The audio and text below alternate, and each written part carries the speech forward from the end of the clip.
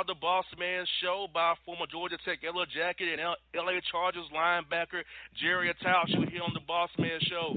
Jerry has got many camps started today, man. How do you feel getting back on the field after your injury last year? Get ready to get the season going for the LA Chargers, man. Man, it's exciting, man. I'm juiced up, so whenever you come off an injury, any player knows this in the NFL. You're ready to come back and make a splash and get your name back out there. So I'm definitely excited about the opportunity to do it in LA this year. Now, just in general, Jerry, what has been a transition like for you going from LA from San Diego? How's it been for you? How's the traffic been for you? Kind of used to the traffic up there, the way of life up there. How's it been for you transition moving up there to play for the Chargers now, up in LA now? Also playing that stadium down there, StubHub Center that you're going to play. Like that idea too, Jerry, playing that stadium. A little thing for you guys, a lot of energy for you, right? Yeah. It's great, man. A lot of energy. I think the team is going to get a lot closer. I think that's the big thing we can take of this. That's our performance, and I think we had performance last year. That's the only thing we can control is, how we play within the white line. Everything else, it's just a new location, and, we're ready to play football. So at the end of the day, that's the mindset that we have players going into this situation. And, it's a pretty unique situation to be moving from one day to another. Man. So other on your rehab, how'd your rehab go this offseason? I know you're upset when it happened in Houston and you broke your foot, man. How's rehab going for you? How excited are you to get back on the field, and how are you feeling physically all together, man?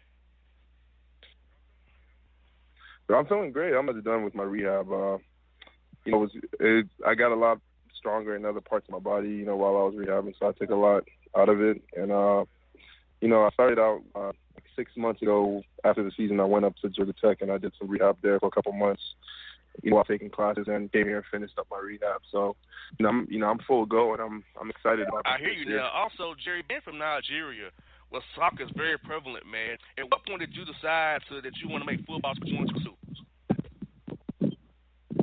I said, being from Nigeria and playing soccer. Well, soccer is a big sport in Nigeria. At what point did you get to the idea that you want to play football, like the American football, not play soccer like you in your home country? It was definitely more of a mistake. I walked into the wrong room. I was trying to sign up for some football coaches in there. He basically said I could play football that day. I started playing in the ninth grade. I wasn't very good. I just got better over time, up until my senior year, where I was able to be a Division I athlete. So definitely my resiliency and just persevering through struggling at something that helped me get better. So I think that was that spoke to my career as a player in general. Hey, Jerry, John Beckler, just wanted to ask you about the transition, what it's been like for you. I know it's not a huge transition from San Diego to Los Angeles, but what has that been like for your teammates? It's definitely different. You get really good at logistics and planning stuff.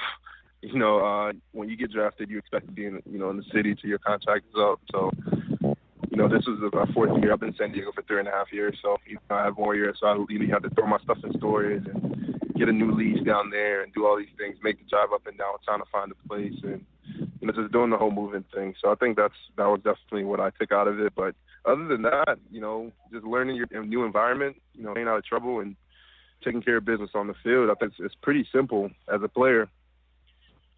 Is it one of the harder things in professional sports life is not just the potential for moving your home periodically throughout your career, but also the travel that's involved with it? Now, obviously, it's less with football, but still you have quite a bit of travel involved. Is that something that I'm sure you get used to over time, but is it something that you enjoy or something that you just kind of fit in to your lifestyle? I think as a young person, I definitely enjoy it. There's some guys on the team's kids and, et cetera, they need schools and things like that. I think that's a little more stressful. But for me right now, at this point in my life, I'm definitely enjoying it now. If I had a family and everything else, it would be a little harder to maneuver. But I'm definitely enjoying, I embrace, the newness of things. I was originally from Washington, D.C., and I went to school in Atlanta. So it's just, to me, it's just another city to explore, and live in. So it's a good way to look at it as far as I'm concerned, Jerry. Now, you had mentioned your playing days in Atlanta, Georgia Tech, now with the Chargers. Have you been able to get a sense of whether the interest in American football has grown in Nigeria, and do you think more kids maybe in playing that sport there now based on your career path? I think it's definitely going to happen. I think there's going to be more of a drift. There are other players, Nigerian, players in the NFL. I'm not the only one. There's a ton of them. So, and every year a couple teams drafted in the first round. So, I think there's definitely going to be a movement where NFL is going to be more global going forward. And it starts with players like me and the other guys in the NFL who've had success. Folks, we're joined by Jerry Attaochu on the Bossman Show. Los Angeles Chargers linebacker doing good things out there for the Chargers, folks. Now, Jerry, you're going against Philip Rivers every day in practice, man. How is that experience seeing that guy compete on a daily basis? And what has he taught you about defensively for going in practice every day? And also, man, just what's like seeing this guy work and prepare you to play guys like Derek Carr, Alex Smith, and those guys out in your division in the AFC West? I think it's good to have a guy like him in practice every day for the whole entire because you learn how to play smarter, and you learn there's nobody in the league that can outsmart us when we're out there. And when Peyton Manning was playing my first couple of years I was in the league, he was the guy that would check quick all these other things at the line, and that's similar to what Philip does. And young quarterbacks can't do that. So if you're going against a guy like Philip, that's really like the bar. And then you're coming out there against younger quarterbacks, and you kind of have a feeling for what they're going to do, and what they can and can't do at the end of the day, just based on how long they've been playing. So, Jerry, some of the guys who have been instrumental in kind of mentoring you in the league and giving you a good knowledge base about the NFL lifestyle and the game itself, who are some of those guys that you look to help you, help guide you in the NFL? There's definitely a lot of guys that come through San Diego that I played with. Definitely my first year I had Dwight Freeney here, so I kind of learned just the nuances of rushing the passer and how seriously he takes it, and just doing everything he can to give him an edge on the field. And then you kind of take things from guys as a young player, it helps you grow. Sometimes you have to learn them on your own, but there's definitely things you take from other guys. It's really how they take care of their bodies, how they work when they're in the facility, how they are off the field. I think there's something to take from a lot of people in the NFL. So I'll say definitely a guy like Freeney and just his how professional he was about his job was something I learned quickly. Jerry, Dwight's a good friend of the show. Did he teach you the spin move at all, Jerry? Can you do the Dwight spin anytime? Or you don't leave that the Dwight? You don't try to spin too much. Yeah, I'm still working on it, but I definitely took some pointers from him when he was out here in San Diego on that. Good deal. Now, Jerry, take us behind the scenes a little bit, man. What is your game ritual to get you excited to play the game? So you go to the stadium, do you go out there and go feel a little, you listen to the music, you eat your favorite meal? So it's like, what's your game like for you to get ready to play a game at 1:05 for the Chargers on Sunday afternoon? Just listening to some music. I call my mom. We say a prayer before I go out there and warm up, and then just basically just get my mind and savage mode, essentially. Nice, savage mode. That's what I'm talking about. So, I'm gonna say it. I don't even want to know what that. I want no part of savage mode, Jerry. You keep that on game day, brother. Yeah. Well, now I wanted to pre-show talking with JR. We were kind of talking the triple option at Georgia Tech, and I want to bounce it off JR and saying like going against that in practice every day. What is it like to try to defend that? Because when you watch it as a fan it really seems like it's difficult and a kind of a crazy thing to have to try to defend. So what is it like on that side of the ball to play that? Definitely sucks to practice against. Just keeping it real. It's a lot of downs. There's a lot of third down conversions, a lot of fourth down conversions, which is frustrating for a defensive player. 4th and 1, 3rd and 2. There's a lot of shorts, 4th and short. So going up against it in spring practice, that was probably my spring practice and training camp were probably the hardest times for me as a football player in college. And then the season was a lot easier because I had the stamina because we were going so many downs to rush the passer till the fourth quarter. So in a way, it helped me out. But as a defensive player, it's definitely one of the most frustrating things, especially in college, when you have like freshman guys out there, sophomores who don't really know what they're doing. It's hard. And college is full of that. It's full of turnover. So. All right, Jerry. Going to the ATL more time, bro. What is your favorite food spot here in the ATL, man? Mine's Taco Mac. What's yours? I like Mary Mac, man. I came up with Mary Mac, so I'm still Mary Mac guy. Now, see, this is a tough question for JR. JR's kind of changed up his diet a little bit, He's trying to get a little bit more healthy. So all these food questions, we throw in food questions at some of our guests. I can hear it in my ear. JR is kind of getting a little hungry over there. So if you hear a little spittle coming out, on the speaker, that's just JR getting hungry. Yeah, I'm getting hungry too right now. I practice, so. Yeah, well, I'm sure. So, last question for you from my end. Driving around town, Atlanta versus LA, who's got the worst traffic? Ooh, Man, I'm gonna have to give it to LA, but Atlanta has they've gotten bad, really, really bad. So we got to get those 18 wheelers off the highway. But I'll give it to LA though. Just general cars on the road, traffic is crazy. Now, Jerry, were you in town when the bridge collapsed by any chance? Were you here when that happened? No, I just left too. I just left it, but I have been town at the time, and I heard it was crazy. Yeah. You know, so I hope they figure out the traffic situation. Yeah. Man, it's like, really bro, good. between sinkholes and I-20 buckling now, like, I don't know what's going on in Atlanta right now between all that, man. I'm scared to drive on the roads right now. Like, am I going to drive? I'm going to get buckled or something? I'm just spooked right now, Jerry. Yeah, it's crazy. It's ridiculous. I've driven through it I drove through it this entire spring, so I had a lot of frustrating days in traffic. Jerry, now, when you guys played the Falcons at the Dome on that Sunday afternoon, how exciting was it for you to play the Falcons in the Dome that day, man, and just be back and see Atlanta where you went to college at? How did that make you feel? And for you, man, what was your favorite moment of the Georgia Dome, your whole career, and your time being in Atlanta, in the NFL, all that stuff, man? Well, I never got to play in the Dome at Georgia Tech, and I played last year because I missed the game. I was hurt, but definitely the energy. You definitely feel the energy in the stadium, and just how loyal and crazy the fans are in Atlanta, and how much they wanted to see their team do good that very day. So, we felt it as a team, and it made us come together and pull it out. But Atlanta is definitely the atmosphere is definitely different as far as football in the South, and they're kind of a representative of that. It's professional for sports in the South. It's pretty cool. Well, Jerry West, it's been good having the show, Jerry. Man, me and John really look forward to seeing you on the field this year, cheering for you. We'd love to have you on again real soon down the road, man. Thanks for doing it today, man. Good luck in minicamp. Hope you stay healthy all year long, man. All right. Thank you, man. Appreciate it. Chargers here on the Bossman.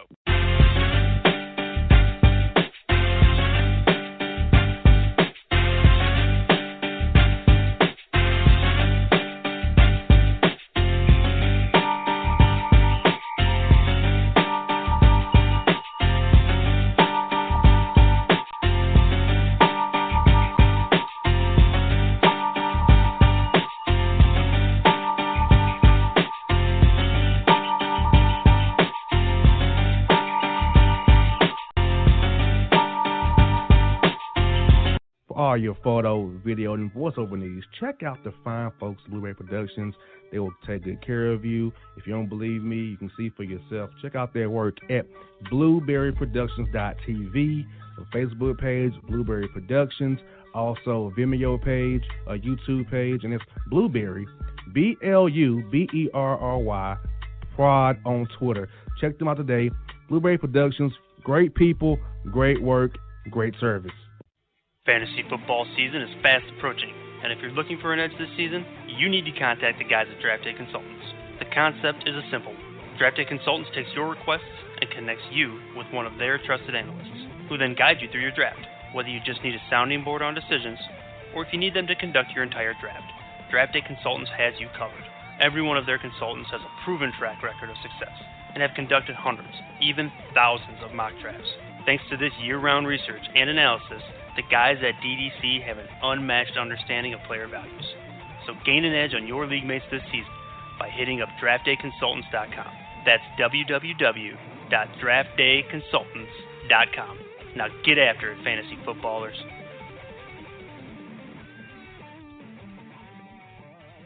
Hip-hop fans, I got a great album for you. The debut album from Family Grind ENT, True Speech and 313 Fresh. We're going to give you 2 discs, 33 songs of pure, genuine hip-hop. Albums available on iTunes, Amazon, Google Play, illstreetrex.com, and streaming live right now on Rhapsody, Beats Music, Spotify, Xbox Music, Slacker Radio, and SoundCloud. Check them out today. True Speech and 313 Fresh. Family Grind ENT. Believe in it. Get it. Hello, my name is Travis Williams, President and CEO of Academics and Athletic Consulting, focusing on educating and empowering tomorrow's collegiate athletic leaders. My passion is for the education and genuine concern and care for today's student athlete. It's the centerpiece of my life's work. A college education, both in and out of the classroom, is a truly rewarding benefit. For more information on AAC, you can go to www.academicsandathleticsconsulting.com. Once again, www.academicsandathleticsconsulting.com. Or you can follow me on Facebook at Academics and Athletic Consulting, or Twitter at Coach TWill24, or Instagram Travis L. Williams 24. Or you can call me at 404-542-6079. Once again, AAC is very proud to partner with J.R. McHenry of the Bossman Radio Show, covering sports and entertainment across the country. Please tune in weekly for informative, entertaining, and expert analysis on today's sports and entertainment topics. Thank you.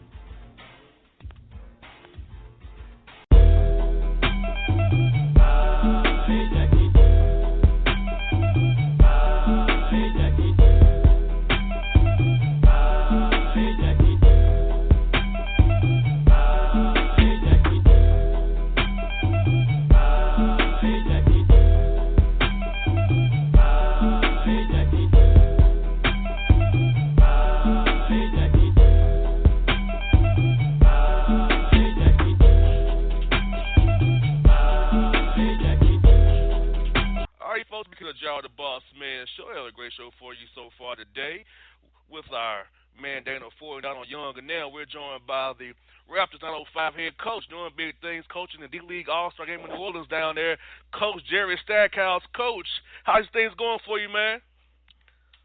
Man, everything doing great, man. Appreciate you guys having me. Yes, indeed, Coach. I must tell you, for those, man, we are big fans of yours and your career. I watched you in North Carolina, man. So seeing you getting this coaching gig now, man, doing your thing, I'm like, wow. Guys I've been watching my whole life now, they're going into coaching now. So it makes me proud watching a guy like yourself I look up to doing big things, having on the show now as well. Man, Father Time is undefeated, man. So, yeah, we got to move on to the next stage, you know.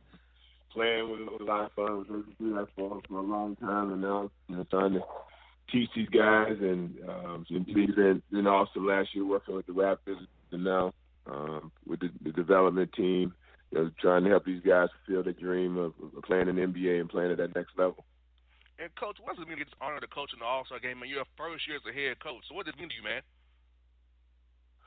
I mean, it feels really good, man. It's you know, a total team effort from my staff, man. These guys have worked their butts off, you know, with these guys. Player development has been a huge part of who we've been this year. Not just going out and playing games, but trying to teach these guys how to play a style of basketball that's going to help them, you know, once they get an opportunity to get a call up or, you know, go to training camps, things that are going to stick with them to help them stand out. You know, it's not just about scoring a bunch of points or getting a bunch of rebounds, but being able to play with other good players. And I think our guys have bought into that, and it's been evident in our record. And I think that's, you know, in return, we're being rewarded by having a couple guys on the All-Star team and our coaching staff getting a great opportunity to coach, the D-League All-Star game. So we're definitely excited about it.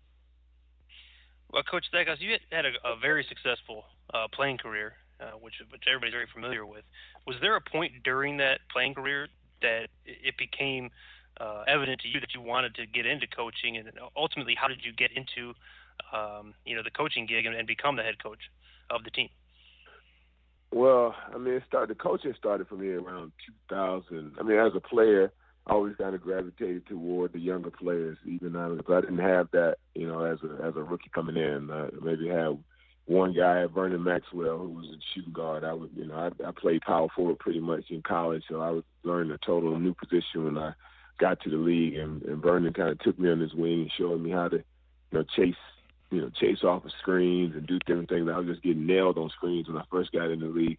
And I think, having somebody like that, I said I always wanted to be that type of person for the younger players. So when I was in Detroit, kind of at the prime of my career, I would always have the rookie players. They would come stay with me, and I would take them to practice, cook breakfast for them and do all those type of things. So I just kind of nurturing them, and then, they always wanted to pick my brains about different things on the court. So, I was always kind of in a teaching mode, even as a player. And then I got toward the end of my career, I started coaching my son's AAU team. So I started an AAU program about, in 2011. After watching, going to one of my son's games and watching him just lay the balls out there to him and just letting them play, I was like, I got a little time and we'll try to, get out here and teach these kids how to play. And from that, they got pretty good and then, started to win championships and started adding some more pieces. And I had Brandon Ingram actually played on that team with my son. They both was in the same classification. So had a chance to see these kids who, just probably average players, and now all those kids are in college, and Brandon's going on to the NBA. So it's like, that was, I kind of got the bug there, and then I got an opportunity to coach at Adidas with Adidas Nations, and from there, Sai sold me over in Treviso, Italy. I think, he called me, like, see if I had any interest in, coming up and interviewing for assistant coaches that we had, and I came up. And pretty much the rest is history. I was behind the bench last year for the Raptors, and just 1 year removed, I got an opportunity to kind of run my own team. Be able to go from making suggestions to making decisions has been a big jump, but at the same time, I've learned a lot in a short amount of time. And like I said, the success is kind of speaking for itself so far. Now, Coach, since you're working for the Raptors organization, Coach, are you having to run Dwayne's system, or you can coach it your own way? You don't tell you how to tell you to do what Dwayne does on the big team, or you can do it your way out there with your team.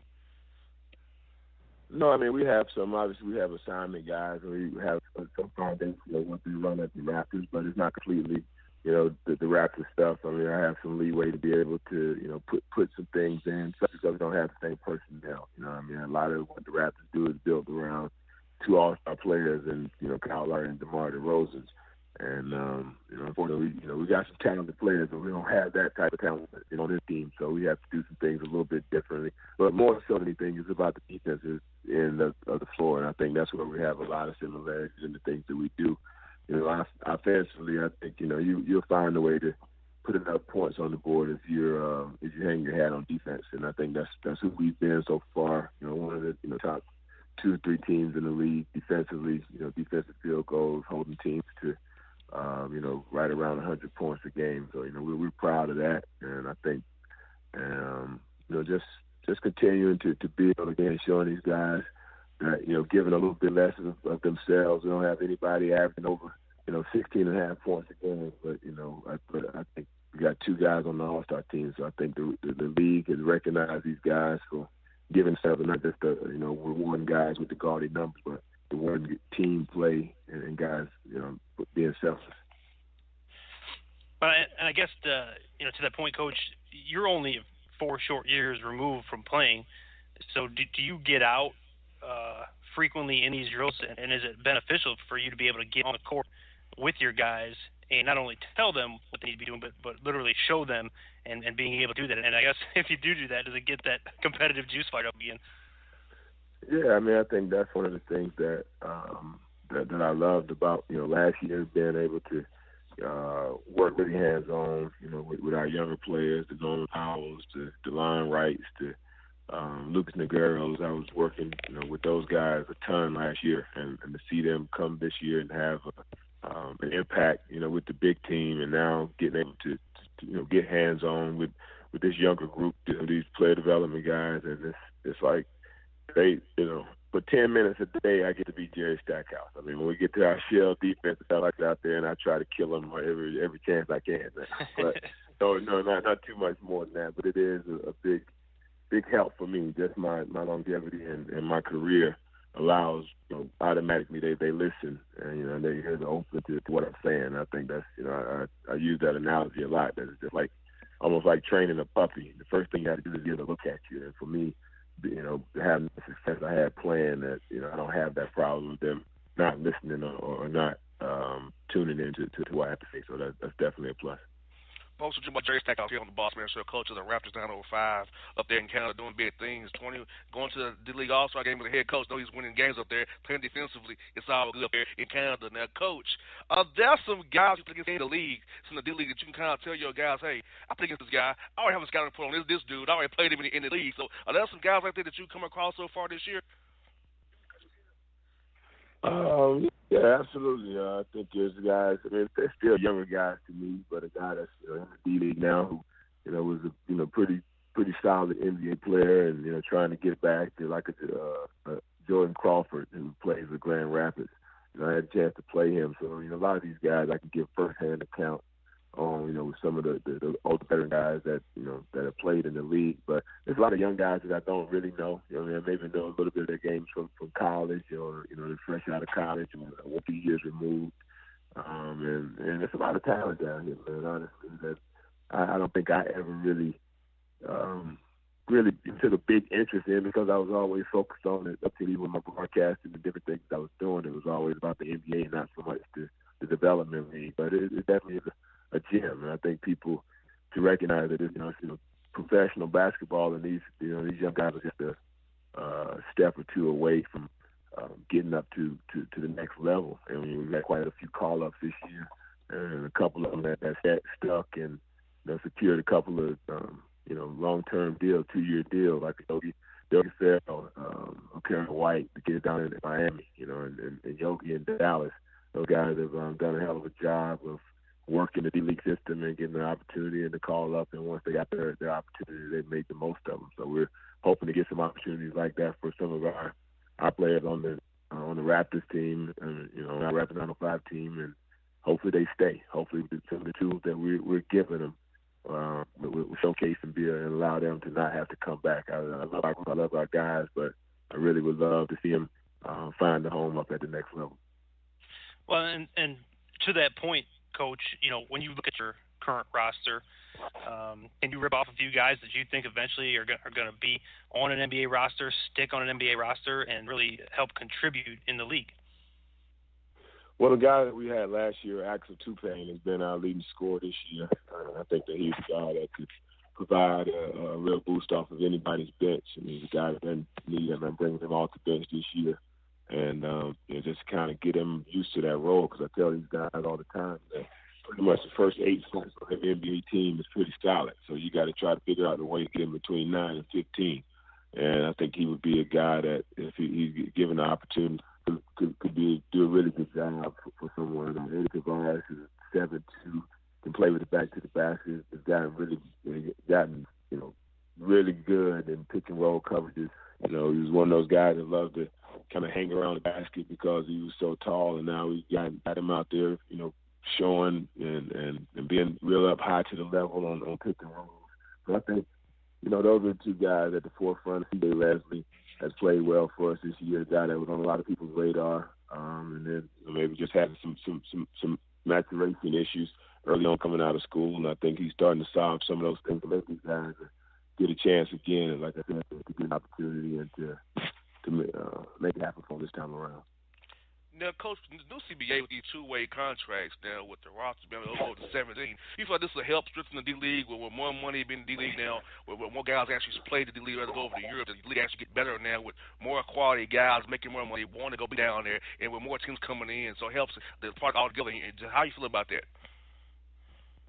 Well, I think it's a good thing. I mean, I think, for the way it's going now, these guys are kind of sliding in a couple of slots around $25,000, around $20,000. That's not a lot of money at all, especially if you have this type of family. It's not even a lot of money for a single man. So I think, being able to have these 2-way contracts, not exactly sure how it's going to work, but I just think the theory of it is it's going to be better for guys. Maybe a little bit more influx of talent from the European market of guys that would have to go overseas. Now I could stick around and really give themselves an opportunity to get a call up, because they can supplement their income a little bit with these contracts. So, again, like I said, it'd be interesting to see how everything plays out. But right now, it looks like it's definitely a win for the players and a good look for the league. Well, Coach, you have one of our good friends on your staff, and Coach Donnie Tyndall, and I wanted to talk a little bit about him and get your impressions of what he's meant to your staff and what he's meant to the team as you guys have moved through your season. Well, he's like the coach's coach. Brought him in. I mean, had a really young staff, a couple guys that kind of inherited on the staff and the team that was there last year. And I brought in 2 people. I think it was one of them, and I brought in Nikki Gross. who has some background in the D League. She's been great for me, and Donnie's been great for me as well. It's just, kind of, allowing me to, be the head coach. And there's things that, you feel like I, maybe should think about or be talking about that transition defense. He's always been with them when he was in college of kind of zone defense. So he goes on teams a little bit, but just his, player development side of it, working with the bigs. And just bringing that energy every day. It's unfortunate what went on with them with the NCAA. I know he had a big appeal for his, 10-year show calls, which, they upheld. So we were all disappointed about that. Was hoping that they would, change that and give one of the best college coaches in the country an opportunity to get back to what he loved. But, I think he's just a gym rat, a guy that wants to be the GM. And when he approached me about coming in, and I wanted a basketball guy. I didn't look at any of that stuff, which, once he told me how it all went down, I was just like, man, it's just a sad case, that they try to make an example out of a good man like that. But I think he's been strong, been strong for his family. And hopefully, as long as I got somewhere to go, he's going to have somewhere to go. So it's a good thing all the way around. Now, Coach Stack, Donnie always gives me mess, man. If I had Beachman on Charlotte Town with us, he'll give me and the guest mess about me. So, Coach, what's some dirt on Donnie Tyndall? I want to give him when he gets me, when he come on the show and bothers me. But if that was Coach, I got to get back in his face, man. Well, you asked him. Yeah, ask him about that chair in the locker room. That's all I just say. All right. Down there. He sat down in the chair in the locker room, man, and with all the guys around, and man, he got up so fast that you wouldn't even think he was on the ground. But we still laugh about that one, man. We have some good jokers, man. He's just, like I said, a great dude, but definitely mention that chair to him, and I know he's gonna bust out laughing with that one. Absolutely. Hey, Coach Stack, hey, man, we thank you for your time, man. You've been great. Said me and John have been fan of yours for years. Got to have you on the show. I'll see you on the road, Coach. Appreciate you having me, man. Have a good night. All right, folks, it's Jerry Stackhouse on the Bossman Show. Coming next is the Boss Report after the break.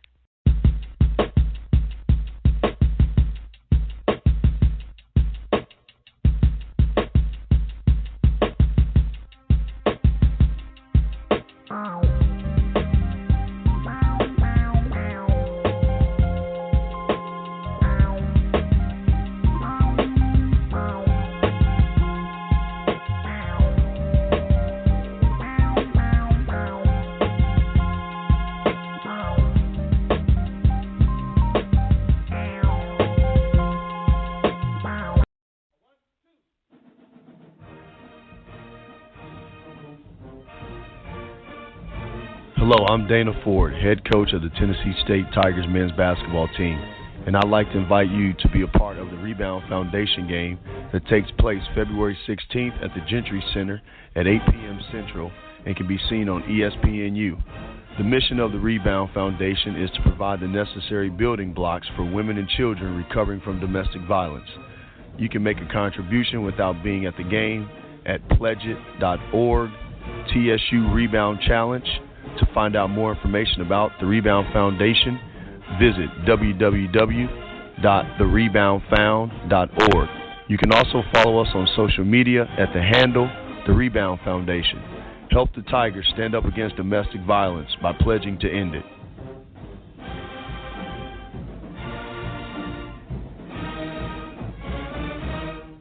For all your photo, video, and voiceover needs, check out the fine folks at Blueberry Productions.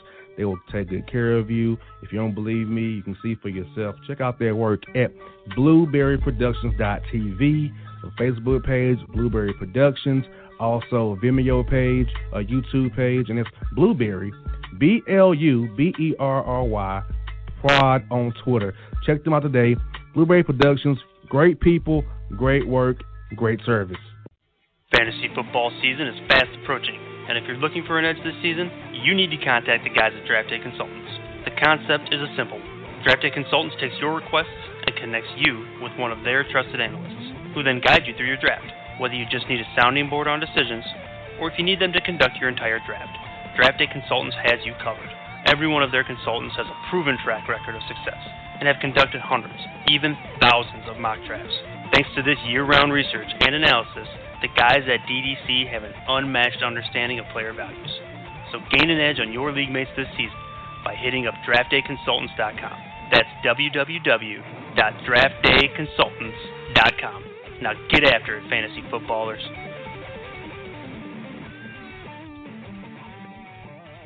Hip-hop fans, I got a great album for you. The debut album from Family Grind ENT, True Speech and 313 Fresh. We're going to give you 2 discs, 33 songs of pure, genuine hip-hop. Albums available on iTunes, Amazon, Google Play, illstreetrex.com, and streaming live right now on Rhapsody, Beats Music, Spotify, Xbox Music, Slacker Radio, and SoundCloud. Check them out today. True Speech and 313 Fresh. Family Grind ENT. Believe in it. Get it.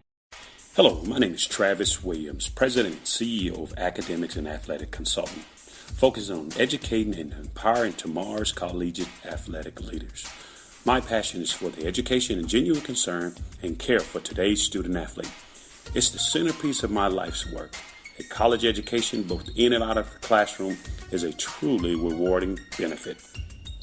For more information on AAC, you can go to www.academicsandathleticsconsulting.com. Once again, www.academicsandathleticsconsulting.com. Or you can follow me on Facebook at Academics and Athletic Consulting, or Twitter at Coach TWill24, or Instagram Travis L. Williams 24. Or you can call me at 404-542-6079. Once again, AAC is very proud to partner with J.R. McHenry of the Bossman Radio Show, covering sports and entertainment across the country. Please tune in weekly for informative, entertaining, and expert analysis on today's sports and entertainment topics. Thank you. A gorgeous tan from Suntan City gives you an inner glow that relights the fire when you run into your first crush. Vicky, who was that? An old boyfriend. Lucky you just tanned at Suntan City. Lucky he's single. We're doing lunch tomorrow. Won't be single for long then. During Tour of the City, try all 5 tans, including spray tan, for just $4.99. Restrictions may apply. Click to buy now. Hello, college basketball fans. This is Donnie Tyndall, former head basketball coach, and we're getting ready to have a top 3 with Tyndall, with JR the Bossman and John, myself, as we analyze the college basketball season team by team, break down stats and facts, and give you all the basketball scoop across the country on a weekly basis. We hope you'll join us and look forward to talking hoops with you on the Bossman Show. Yeah, it's your man JC, the host with the most, baby, and it goes down each and every Saturday night right here in the city of Memphis. That's right, y'all. It goes down at Clicks Sports Bar Memphis, baby. 3705 Malco Way, Memphis, Tennessee, 38125. Come out and join us, the Three Kings, each and every Saturday night for the livest karaoke in the city. Everybody gets in free till 10 p.m. Only $5 after. Great food. We got drink specials. We got all kind of games, man. We got the pool tables popping. Whatever you want, we got you, man. Come on out. Have a good time with us each and every Saturday night. That's Clicks Sports Bar, Memphis.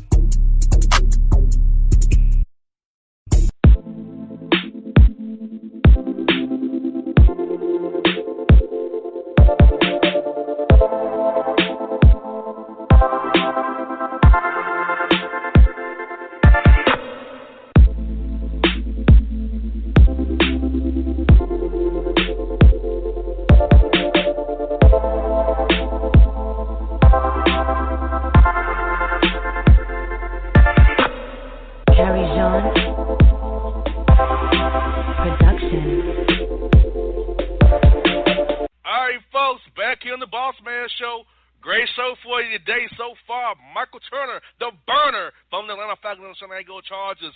We had Bill Williamson of Fan Rag Sports, and keeping our theme, Pro Football Weekly, Eric at home on the Bossman Show. John, I had a great show for you. John? You highlighted today's show so far. Are you ready for the Boss Report, my man? Dude, today's show was great, man. Like, week 1 of the NFL is in the books. Leading into week 2, we had great guests on. Turner was great, man. I love Mike Turner. That was a fantastic conversation. Got a lot of inside scoop from, Bill Williamson and Eric, and we're working into week 2 with a lot of knowledge. So that's a good thing. Now we're getting into the Boss Report. Don't need a lot of knowledge for the Boss Report other than maybe, have a few under your belt to know what it's all about. But, great show up to this point, and I suspect that we're going to have a great Boss Report too. Yes, indeed. Well, folks, you've been waiting on it. It's time for it. It's here. It's the Boss Report. All right, John, first story. Naked Wisconsin woman arrested after being found hiding in the bed of a pickup truck watching some adult activity, says, quote, I'm looking for the stars. Trying to buy the moon at the same time. What? Was she participating in the activity in the back of the truck, or she was watching it? Just watching it on her Samsung Galaxy 8. I love how they always tell you what kind of device they're on. They don't just say their mobile device. They specifically call out, what type of activity is going down on each model. I love it. I guess, man, it's not cold up there yet. You want to get naked in the back of a truck and watch some, porn on your phone? Knock yourself out. Who is she hurting, right? Who's she hurting? Exactly. I wouldn't have took jail for that. I was told to get some clothes. I would have said, listen, I gotta tell you, bro. This, I think, is the first time we've had naked Wisconsin woman on air, correct? Yes. I mean, that, I don't even know what that looks like. In my head right now, it looks pretty good, but, that's just me. Exactly. Get this. California mom says it's too hot in squad car after arrest for leaving child in hot car while she went to go to get piped In-N-Out burger. Okay, well, the first part of the story is not that great. That's terribly dangerous, leaving your kids in the car when it's hot outside. The second part, if she went to In-N-Out, okay, think about it, JR. In-N-Out burger. That's where she was hooking up at. In-N-Out. Exactly. And I bet that was what's going down behind it. In-N-Out. Right? In-N-Out. I mean, could you, it wasn't Burger King. It wasn't McDonald's. She wasn't at Sonic. She went to hook up at the In-N-Out burger. You can't even make that stuff up, right? What a perfect story for that situation. We're going to have to break out the foundation again, the Kids in Hot Cars Foundation. Can't be doing that, man. The kid. I get it. You want to hook up, right? I get it. It's natural. You want to hook up, but leave your kids with the neighbor or, with a relative or something. Do something. At the very least, if you're leaving them in the car, put the windows down or AC on or something. I don't know. I don't know what to tell you at that point, but terrible decision making. Exactly. New York man is arrested after stealing, get this, over $2,000 in stamp collection because New York woman was mean to him and refused to top him off in the manner he wished. Well, I mean, $250,000 stamp collection, that seems legitimate to me. You didn't get topped off properly. You are an aggrieved party. You want some compensation, and that's what you deemed to be equitable in that situation, right? Yes, indeed. Now, the other part of the story that I never understood this, JR, stamps. How in the hell are stamps such a valuable commodity? I get the whole time thing. I get the rarity thing. I understand that aspect of it. Who started stamps? Who started collecting stamps and then making them? Created the market for that. That didn't. Loser. Somebody had to do this. It wasn't loser. I don't let somebody use the stamp. But I mean, who was the first dude that told another dude, "Hey, look, I got these cool old stamps," and the other dude was like, "Oh yeah, let me give you some money for those," and that's how it started. Why? They're stamps, bro. Who cares? I don't get it. I don't get coin collections. I don't get coin collections. For real. The only thing I get about coins is if there is some intrinsic value in the coin. If it's a legit gold coin, it's got some legitimate value to it, or a silver coin. That at least I understand as a commodity. But it's a stamp, bro. Stamp, for real. I mean, I agree with you on the coins. Who's got? I don't know. It's just listen. You do what you do. Who studies the value of coins and stamps. How do you get to that point that you actually take time out of your day to study the value of coins and stamps, and actually go to stamp trades and go to coin trades and trade those stamps? Well, Yeah, like I'm not even like, passing judgment on the hobby itself or the activity, but I don't understand. How do you get into it? Like, how do you get into stamp collecting, coin collecting? Hell, there's people that like collect like butterflies and stuff, and like put them in scrap. Like what? Like, how do you get into that? Never in my life have I been in a situation where I've been like, you know what? Today's the day. I finally got time to start that stamp collection I've been looking after. Those I actually collect with lightning bugs and June bugs back in Florida. Yeah. Oh, dude, lightning bugs. Yeah, you get them in a jar, right? They light up. They light up. Or tie a June bug leg to let them fly with the fan blowing. Yeah. That was always funny too. Right. Or like, okay, I guess maybe from a sports perspective, people might say the same thing about like, baseball cards and then, sports cards and things like that. I used to collect baseball cards. I still have, unbroken box sets of baseball cards. I guess that might be the same thing, right? Yes, buying those Topps cards from Kmart. My dad used to buy them. Oh yeah. I used to go out to the flea market and like pick up, unopened boxes of specific years and those types of things. So yeah, I guess maybe from that perspective, I understand it somewhat, but not really. but not really. Hell will freeze over when J.C. Smith was not collecting stamps. That's when hell will freeze over. We know we gotta talk him into it somehow. We gotta like tell him, like, we gotta get him, like, you and I both double team him. Like, we'll pretend that we do it and that it's really cool, and then like and then we somehow get him to start doing it, and then when he really does start doing it, we'll put him on blast and make fun of him about it. Clowning boy on the spot. Right. Oh man, here we go. Grumpy old Mexico man is arrested after unplugging the bounce house at his grandson's birthday party and causing 9 injuries to children. He just had enough of it and unplugged it. Yeah. Listen, dude, don't mess with Grandpa. When Grandpa is sick of your BS, and you're bouncing around and he's had enough, that he will turn that thing off. He doesn't care. He doesn't care. He doesn't know the ramifications of turning off a bouncy house. Hell, he probably doesn't know what a bouncy house is, and he does not care. He's sick of it. Turn it off. That's funny, man. Like, I guess so, man. You got to watch out, though. As you get older, like, your patience level starts to wear thinner and thinner and thinner and thinner, right? So, like, you got to watch out for that. As you get older, you have to be aware that, you have to try to have patience with situations because, you can turn into that grumpy old man. Yes, indeed. We have Ohio. Ohio man is arrested after repeatedly calling 911, asking cops to harass him so he can sue them for money. So he kept calling the cops so they would come to the house. Then he would claim that they were harassing him to try to then sue the police department for that harassment. Yes. I mean, it sounds like a good plan in theory until they bust out the phone records and like say, "Hey, dude, you were the one that called us." Like it's pretty thin when you get to court, but on its face, it seems like a good idea. I guess I don't know, man. There's got to be better get-rich-quick schemes. And I will tell you this, dude.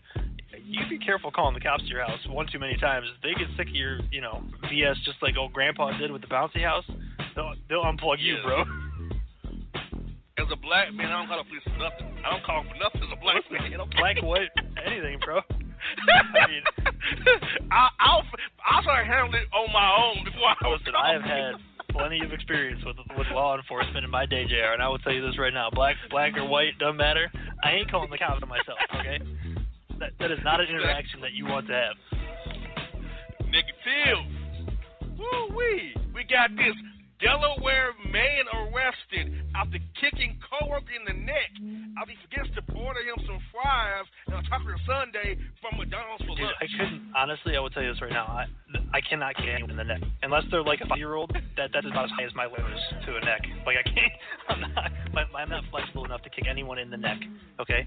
Certainly not JC. If I ever got to, like, trying to kick JC in the neck, I would have to, like, get up on a ladder to do that. But, you ever, okay, so he got fries and a shake, right? Or he wanted fries and a shake and didn't get them? Yes, and he didn't get it. He Do you ever dip your French fries in your milkshake? Dude, it is surprisingly good. It's like a warm French fry, and then you get like the salty sweet, because of the ice cream and the saltiness of the French fry. It is a weird combination, but it's not too bad. Every once in a while, try it out one time. I'm not saying you got to eat the whole box of fries like that, but just like you got a milkshake and maybe you just dip one or two in there, try it out.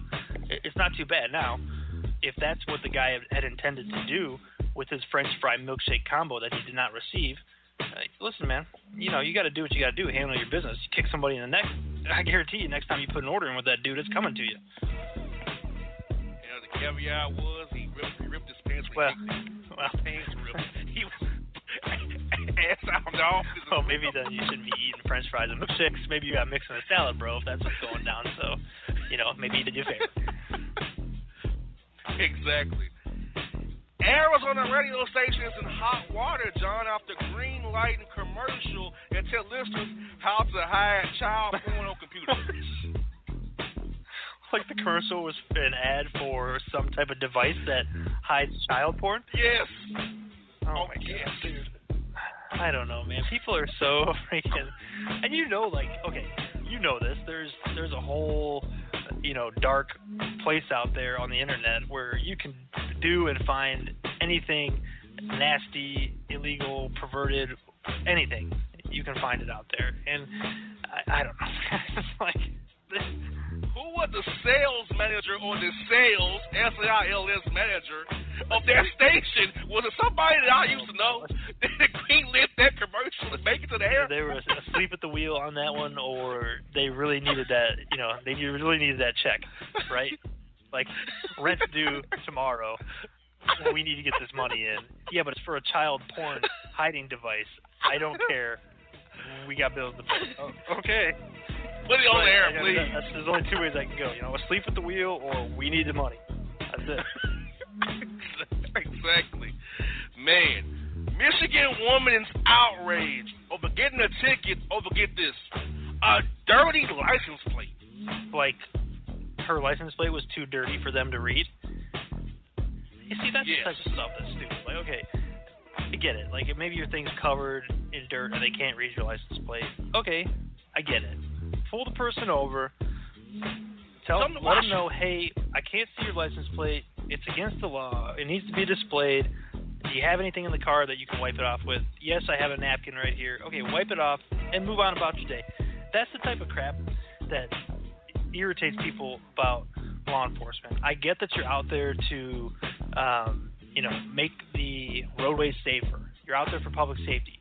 But you're not out there to just randomly ticket people to generate revenue for the municipality that you're operating in. Like, if the woman keeps driving around town with the dirty license plate and you've seen her 5 times, yeah, write her the ticket. But the first time you see it, hey, public service, this is what's going on. Can we get it taken care of right now? Yes. Okay, no problem. Move on about your business. That's how that should go. But I don't know, man. It just seems like I've had that happen to me where they pull me over because, those little bulbs that illuminate your license plate. Yes, they won't let it. Well, there's 2 of them on this car I was driving, and one of them was out. Okay, so the dude pulled me over to tell me that one of the bulbs was out. He wrote me a ticket, told me I had to replace it. Go to the police station the next day after it was fixed so that they could see that it was fixed and sign off on it. I had to do that. Like, really? Why? Like, it's not enough just to tell me it's out? Yeah. And it wasn't even both of them. This is one of them, dude. It happened to me in Clarksville, Tennessee. What's in Clarksville, John? What school is in Clarksville that I hate? And Rod Reed hates too. well, Rod Reed hates every school that's not GSU, so that doesn't really work. I mean, what doesn't Coach Reed hate? Okay, other than CSU football. And even then, sometimes, like what doesn't he hate? I know he hates us. Exactly. Like, yeah, what does? That's a good game. What does Rod Reed actually like? You're gonna have to have him on. That's gonna be one. We'll do like maybe a once a quarter segment with Coach Reed, and we'll play a game with him. Like the first one will be what does Coach Reed like, and we'll just throw things out there and let him say No, I don't like that and tell us why. Or yes, I do like that and tell us why. That would be a good game to play. Yes, because Lord knows. We have to get the dump button ready for that one though. Exactly. Oh, there ain't no filter on that. Exactly. And if you don't know, now you know, you know.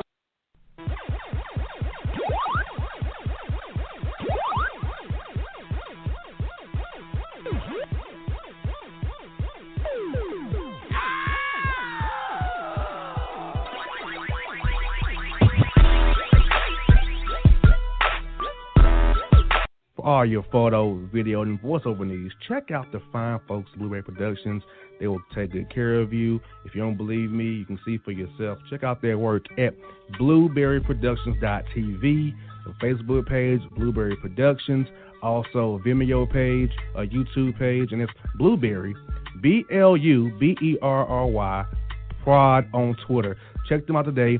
Blueberry Productions, great people, great work, great service. Fantasy football season is fast approaching, and if you're looking for an edge this season, you need to contact the guys at Draft Day Consultants.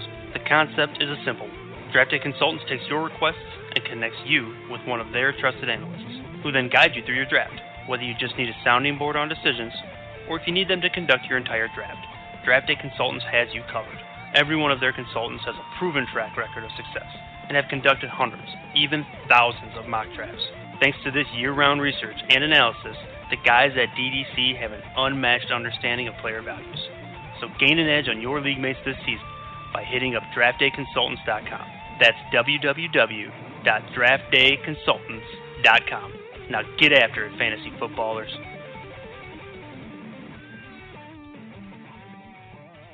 Hip-hop fans, I got a great album for you.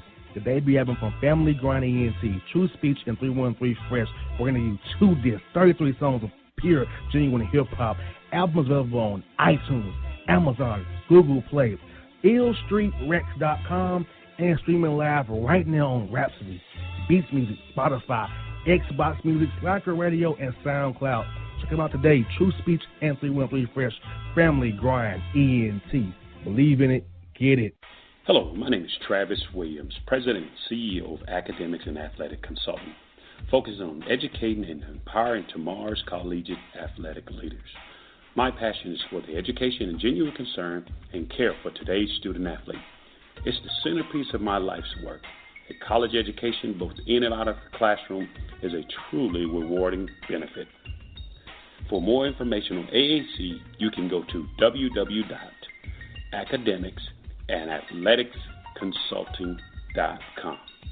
Once again, www.academicsandathleticsconsulting.com. Or you can follow me on Facebook at Academics and Athletic Consulting, or Twitter at Coach TWill24, or Instagram Travis L. Williams 24. Or you can call me at 404-542-6079.